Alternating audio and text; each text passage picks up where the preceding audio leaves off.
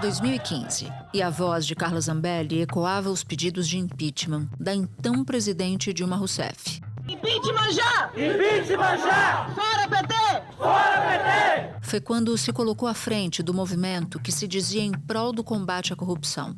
Surfou a onda bolsonarista de 2018, foi eleita deputada federal pelo hoje extinto PSL de São Paulo. Em seu primeiro mandato como parlamentar, fez parte da tropa de choque do então presidente Jair Bolsonaro. Endossou, sem provas, as suspeitas levantadas pelo ex-presidente contra o sistema eleitoral. Até que, na véspera do primeiro turno das eleições de 2022, começa sua relação com o hacker Walter Delgatti Neto. Não demorou muito até que ela conseguisse um feito: levar o hacker até o homem mais poderoso da República à época, o então presidente Jair Messias Bolsonaro. Ele ofereceu o serviço de participar de uma espécie de auditoria das urnas eletrônicas durante o primeiro e o segundo turnos. Ele foi conhecer o presidente Bolsonaro. A pergunta que o presidente fez foi se as urnas eram confiáveis e ele respondeu que nenhum sistema tecnológico é confiável. Em agosto do ano passado, Delgatti acaba preso, acusado de invadir o sistema do Conselho Nacional de Justiça. E em depoimento à CPI dos atos golpistas, citou Zambelli. Quem pediu para o senhor tentar fraudar esse sistema?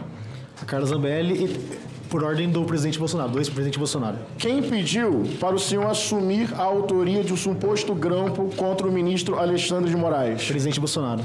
Quem te convidou para fazer propaganda eleitoral para sugerir ao povo uma suposta fraude no sistema eleitoral? O marqueteiro Duda e também o presidente Bolsonaro. Identificada como mandante do ataque ao sistema do CNJ, agora a deputada é denunciada pela segunda vez ao Supremo Tribunal Federal. Para os investigadores, a deputada ordenou o ataque. No dia 4 de janeiro de 2023, Delgatti inseriu documentos falsos no sistema do Conselho como um mandado de prisão contra Alexandre de Moraes, do STF, assinado pelo próprio ministro. O Delgatti disse para a PF que a Zambelli redigiu o falso mandado, o que ela nega.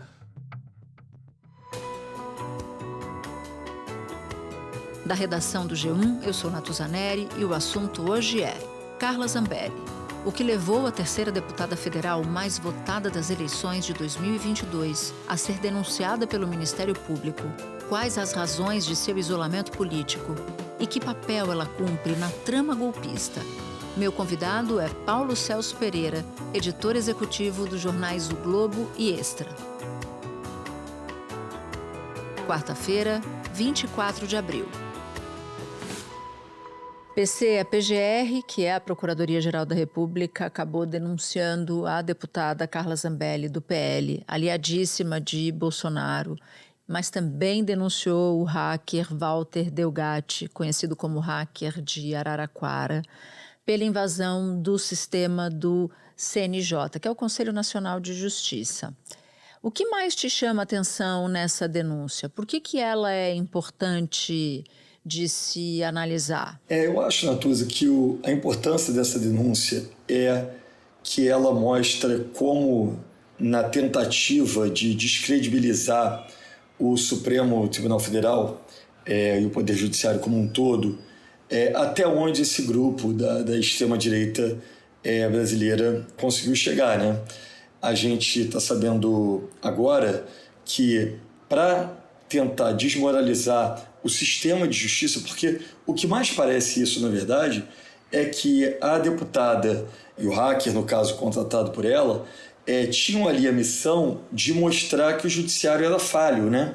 Como é que podia ter ali um mandado de prisão envolvendo o ministro Alexandre de Moraes? O hacker, ele conseguiu inserir no Banco Nacional de Monitoramento de Prisões, qualquer juiz manda para esse banco os mandados de prisão. E o mandado de prisão, a pessoa faz um sumário, explica por que está prendendo e termina sempre da mesma forma: publique-se e intime-se. Só que este documento falso termina da seguinte maneira: publique-se, intime-se e faz o L, assinado Alexandre de Moraes. E o hacker disse, segundo ali eu apurei junto à Polícia Federal, que esse faz o L foi uma sugestão da Zambelli. E não foi só esse, né? O que a gente descobre agora é que outras decisões foram sendo colocadas ali no sistema. Tinha uma que soltava um traficante muito perigoso do Comando Vermelho, que estava condenado a mais de 100 anos de prisão, e ali tinha uma ordem de soltura, né? Que acabou não sendo executada porque não foi vista, não ficou visível, enfim.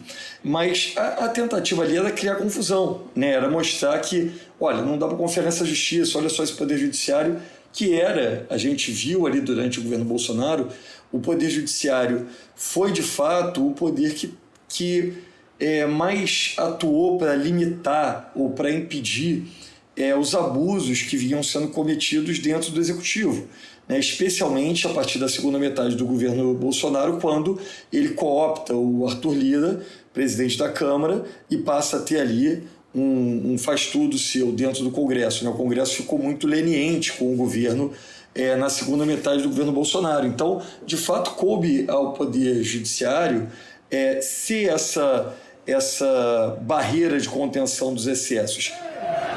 Não podemos continuar aceitando que uma pessoa específica da região dos 3 poderes continue barbarizando a nossa população. Ou o chefe desse poder enquadra o seu, ou esse poder pode sofrer aquilo que nós não queremos. E o bolsonarismo reagiu, a gente viu o presidente Bolsonaro reagindo muito fortemente, e isso é só um capítulo, um episódio que hoje se conclui um pedaço, né, da amarração dele com a formulação da denúncia, de uma série de episódios que subsidiavam essa progressão golpista do grupo do Bolsonaro, que não se conformou ali com a eleição e já vinha se mobilizando antes mesmo da eleição, quando os números das pesquisas já apontavam a provável vitória do presidente Lula, que acabou se confirmando. Então contem com a gente. Enquanto vocês estão aqui, saibam que existem pessoas trabalhando, às vezes no bastidor, às vezes caladinho, mas a gente está trabalhando. E eu não vou descansar um segundo enquanto a gente não conseguir a nossa liberdade. A PGR diz que Zambelli e Delgatti, que é o próprio hacker, abre aspas, buscavam obter vantagem de ordem midiática e política que adviria do projeto de desmoralização do sistema de justiça, fecha aspas. Na sua avaliação, esse é um caso que ilustra uma estratégia bolsonarista de cercando o judiciário para tentar fragilizá-lo? Claramente, a contratação do Walter Delgatti pela Carla Zambelli, eu acho que é importante a gente lembrar para o ouvinte, né, quem é o Delgatti. O Delgatti é o hacker de Araraquara que hackeia os dados que acabam dando origem a Vaza Jato, né? Então, ele está lá na origem do processo que acaba levando, a gente sabe o impacto político que teve a Vaza Jato para a soltura do Lula e, portanto, para a sua posterior candidatura, mas, sobretudo, nessa etapa de desmonte da Operação Lava Jato, a Vaza Jato teve um peso muito grande, e a Carla Zambelli, das vésperas da eleição, ali em setembro, aí pegando as palavras do próprio Walter Delgatti, ela o procura, se encontra com ele e o contrata inicialmente para tentar acessar os sistemas da urna eletrônica. O início ali, a ideia dela inicial da ofensiva era contra as urnas eletrônicas, para demonstrar uma suposta fragilidade das urnas, que a gente sabe que acabou não se confirmando, né? Aos deputados e senadores da comissão, Delgatti disse que recebeu uma proposta do ex-presidente Bolsonaro e da campanha do ex-presidente Bolsonaro para criar um código-fonte falso e assim passar a impressão de que a urna eletrônica não era confiável. Além dessa iniciativa, tinha, segundo o Walter Delgatti, essa contratação também visava obter dados do telefone e do e-mail do ministro Alexandre de Moraes, que presidiu o TSE. Né? Então era uma ofensiva, de fato, que tinha múltiplas frentes. E a gente sabe que, a gente soube por outras investigações, a investigação da trama golpista, que a tentativa de golpe a tentativa do Bolsonaro precisava de uma justificativa, né? E a minuta do golpe, que previa uma intervenção no TSE, a prisão, inclusive, do ministro Alexandre de Moraes, ela precisava de uma justificativa. E o que o Walter Delgatti estava ali fazendo, nas palavras dele próprio? Ele estava ali buscando dados por e-mail ou do celular do ministro Alexandre de Moraes que o comprometessem. É por isso que a Carla Zambelli une, em boa medida, vários pontos dessa trama golpista que culmina com o 8 de janeiro, né? Também disse que, por determinação de Jair Bolsonaro, passou a ter encontros no Ministério da Defesa com aqueles militares que faziam parte da Comissão de Transparência das Eleições, que foi criada pelo Tribunal Superior Eleitoral. O hacker Walter Delgatti disse ainda que recebia desses militares informações sobre o código-fonte das urnas e que orientou a elaboração do relatório final das Forças Armadas, entregue pelo Ministério da Defesa ao Tribunal Superior Eleitoral. Ela começa tentando ali com o Walter Delgatti no dia ainda em setembro, mas essa invasão do sistema do CNJ já é no dia 4 de janeiro, 4 dias antes do 8 de janeiro que ela ocorre. E aquelas pessoas que estavam ali no ataque do 8 de janeiro, a gente lembra claramente o local que mais foi depredado, onde havia mais raiva, onde as imagens mais chocam, são as imagens do ataque ao Supremo. O Supremo foi completamente colocado abaixo e aquela massa ali estava sendo mobilizada. E a gente ainda tem uma outra evidência do envolvimento da Zambelli nessa trama, porque há o depoimento do ex-comandante da FAB, o Carlos Almeida Batista Júnior, você vai se lembrar que foi dado em fevereiro à Polícia Federal, e nesse depoimento, segundo ele, Carla Zambelli pressionou militares por um golpe a favor de Bolsonaro após as eleições de 2022. Então tem mais um condimento aí nessa história.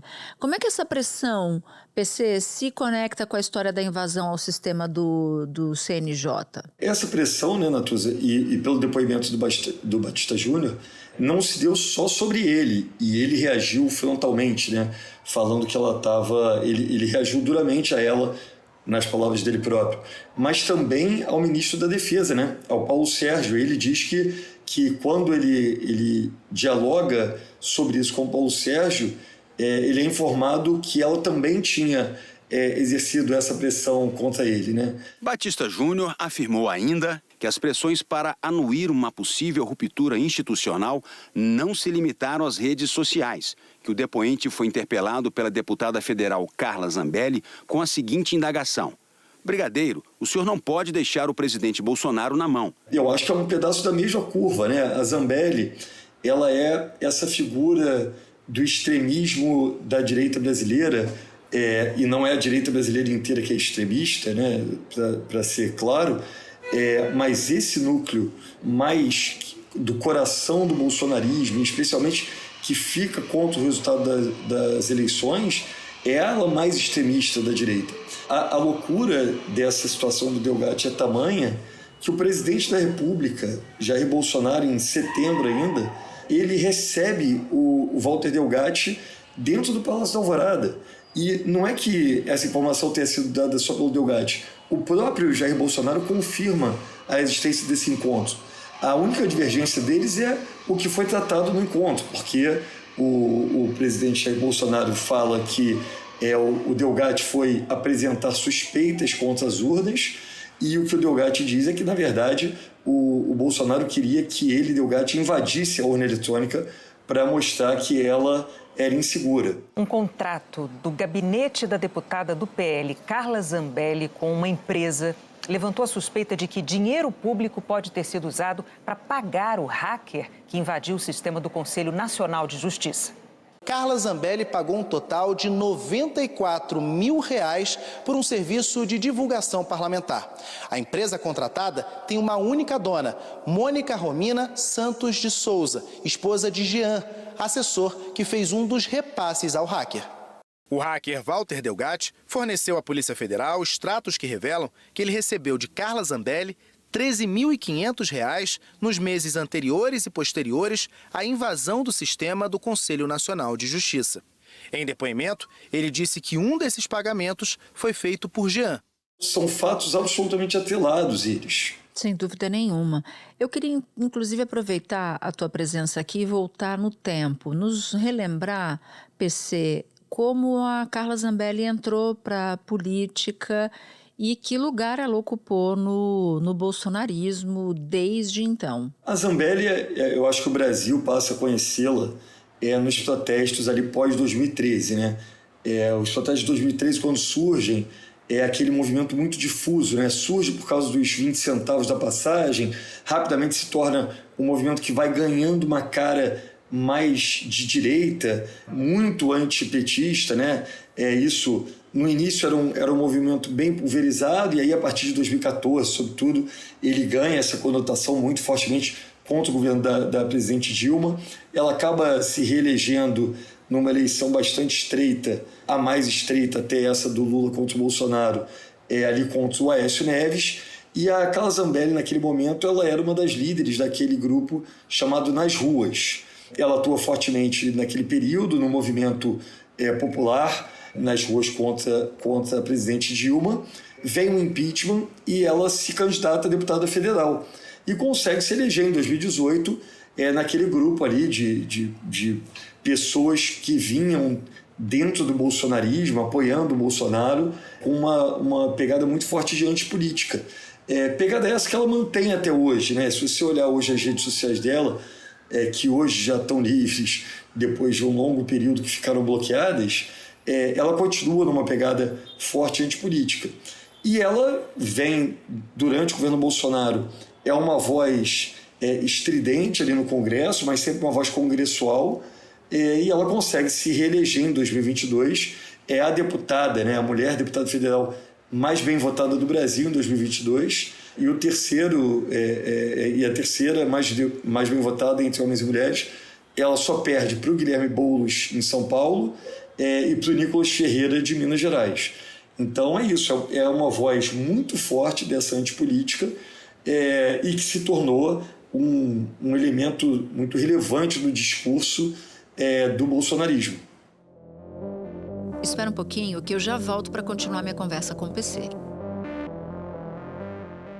Na véspera da eleição de 2022, Zambelli perseguiu um homem negro com uma arma na mão, aqui pela região da Paulista, em São Paulo, depois de uma discussão política. A gente estava ali com as coisas muito à flor da pele, enfim, de repente a gente vê imagens, isso tudo está filmado, dela correndo atrás, arma em punho, de um homem que entra num bar, aparentemente.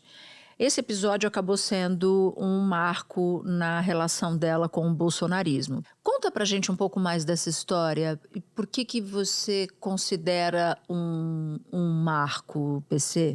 Eu acho que ela é um marco por um motivo. O Bolsonaro, assim como o presidente Lula, começa aquela campanha tendo clareza de que um grupo pequeno de eleitores do centro brasileiro, que ficou meio pequeno, né, Natuza? Sim, derreteu, parece, né? Exatamente. E, quer dizer, o Lula tinha um contingente garantido de eleitores ali, digamos, aproximadamente 1/3 do eleitorado, que era claramente lulista. O Bolsonaro tinha aproximadamente 1/3 do eleitorado. Inicialmente, o grupo bolsonarista fiel parecia um pouco menor que o do Lula. Não à toa o Lula termina o primeiro turno à frente. Mas era claro que havia um grupo pequeno ali, no segundo turno, de centro, que precisaria ser cativado para levar a eleição, né, para quem quisesse ganhar a eleição. Não é à toa que o Lula faz um esforço relevante para levar a Simone Tebet para o campo dele, e o Bolsonaro vinha tentando, durante a campanha, fazer uma estratégia de suavização da sua imagem, né, entre seus aliados. Era muito claro um diagnóstico de que o discurso radical e o discurso, e sobretudo a ação na pandemia, né, uma ação muito anticientífica, tiveram um peso na rejeição do eleitorado e, como você disse, especialmente do eleitorado feminino. Quando a Zambelli corre pelas ruas de São Paulo na véspera da eleição, e a gente sabe que o momento, as 24 horas finais ali da campanha, é um momento decisivo para muitos eleitores, é a hora que a pessoa bate o martelo e fala: não, decidi, vou botar vou votar em fulano. É nesse contexto que tem um peso muito relevante, né? A deputada bolsonarista Carla Zambelli, do PL, sacou uma pistola na rua e, com a arma em punho, perseguiu um homem até uma lanchonete cheia no bairro do Jardim Paulista, em São Paulo. A deputada afirma que decidiu desrespeitar de forma consciente a resolução do TSE que proíbe transporte de arma nas 24 horas anteriores às eleições, o que é crime. A deputada aparece atravessando a rua com uma arma em punho. Ela grita e entra nessa padaria. Manda o homem deitar no chão. Carla Zambelli aponta a arma para o homem negro. E a Zambelli meio que atrapalha ali toda a estratégia de suavização, de dizer que não, eu só estou... Enfim, posso ter sido mal interpretado em vários momentos. O Bolsonaro usou muito esse discurso durante a campanha.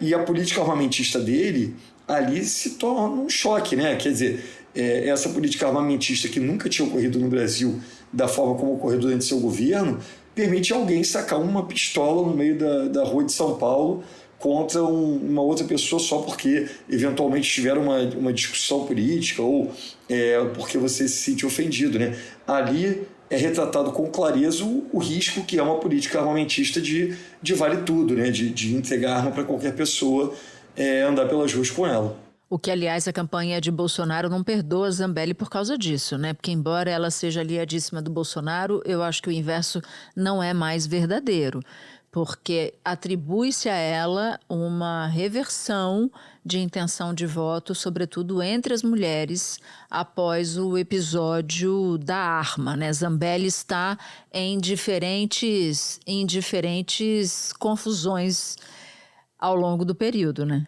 Sem dúvida. Quando você fala com os dirigentes do PL e de partidos aliados e os ministros, eles vinham naquela semana, na reta final da eleição, foi um momento de crescimento do Bolsonaro, eles estavam muito confiantes, as pesquisas internas mostravam uma curva que poderia, na visão deles, fazer o X ali final, né, e conseguir levar o Bolsonaro à vitória, já que ele vinha numa curva ascendente. A Procuradoria-Geral da República denunciou ao Supremo Tribunal Federal a deputada Carla Zambelli, do PL, por porte ilegal de arma de fogo.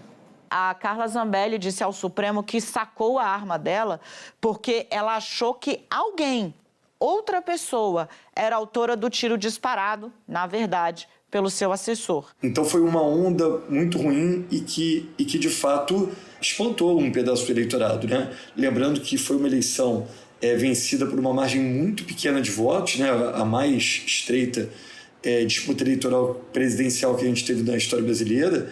De fato, é possível. Que tirou voto é meio consensual. A dúvida é quantos votos tirou. E como a derrota foi muito estreita, é uma tese plausível da direita. Sem dúvida nenhuma. Agora, de tudo que a gente conversou, PC, como é que deve ser a situação dela na justiça, uma vez denunciada? Porque tem um combo aí, né? A situação dela deve ficar difícil. Eu acho que a situação dela é uma situação bem complicada, porque tem um elemento interessante da operação dessa terça-feira, é que encontraram um arquivo, a polícia conseguiu provar que ela teve acesso ao arquivo lá do mandado de prisão antes dele vir a público, né? Então, as provas documentais, não se está falando que ela vai ser eventualmente condenada, quer dizer, nesse momento julgada, apenas com base no que o Delgatti, que é um réu confesso, diz. Ela vai ser julgada também porque foram feitas buscas e apreensão no gabinete dela, na residência dela, e se encontrou elementos probatórios sólidos.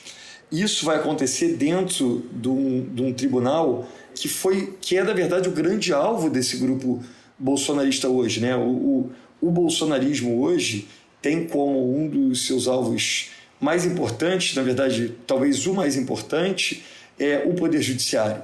Isso fica claro até nas manifestações desse domingo aqui no Rio de Janeiro, né? Se falou menos do Lula do que da Justiça, do Poder Judiciário. Então, esse é um cenário bastante negativo para ela.